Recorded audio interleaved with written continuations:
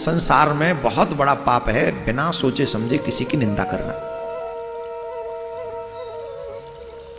जो मनुष्य बिना सोचे समझे दूसरों की निंदा करता है अथवा सुनता है वो घोर पाप का भागी बनता है, उसे नरक जाना पड़ता है। जो दूसरों की चुगली करते हैं बहुत ज्यादा, और ये आजकल बहुत ज्यादा हो रहा है और बड़े बड़े लोग करते हैं। महाराज मैं क्या कहूं, मैंने ऐसे ऐसे लोगों को देखा है, मैं जब अलग जगह पे देखता हूं तो वो ऐसे दिखते हैं जैसे इनसे बड़ा कोई सतयुग का पुरुष नहीं होगा, और जब यहां के बाद में जाके मिलते हैं तो फिर पता चलता है कि ये तो कलयुग से भी गए गुजरे। और फिर ऐसे लोगों से हमारा मन नहीं मिलता है, कैसे मिल जाए? कहते कुछ हो, करते कुछ हो, होता कुछ है, और फिर ऊपर से बात नहीं बनते। देखो किसी पे झूठा आरोप मत लगाओ, किसी की चुगली मत करो, बहुत बड़ा अपराध है। और बाकी भागवत में नरकों का वर्णन में ये सब विषय आता है, अनेक पुराणों में भी आता है। और आजकल लोग चटकारे ले लेके दूसरों की निंदा करते हैं और जानते नहीं, मिले भी नहीं उनसे, उनकी निंदा कर। और जब मैं कह रहा हूं उनमें 1000 अवगुण हैं, तुम्हारे किस काम के वो अवगुण? मान लो कि वो अवगुण है, उनमें भरे पड़े, तुम्हारे किस काम के? तुम तो उनकी निंदा करके उनके पापों को अपने ऊपर ले रहे हो, वो निष्पाप हो जाएंगे और उनका सारा पाप तुम्हें लगेगा।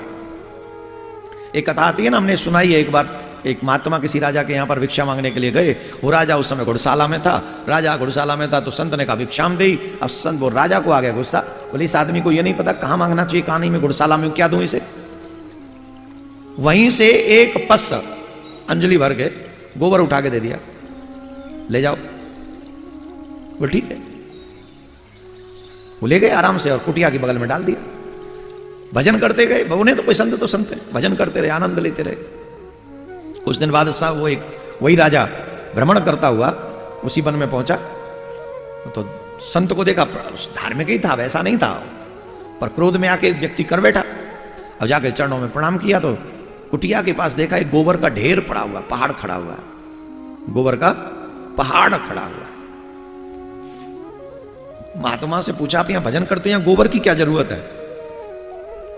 बोले मुझे जरूरत नहीं है, मुझे किसी ने दान दिया था, ये उसका दान बढ़ रहा है।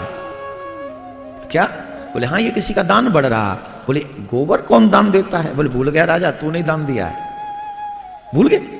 तूने ही दान दिया था मुझे, याद कर, तू घुड़शाला में था तो तूने ही मुझे ये गोबर दे दिया था।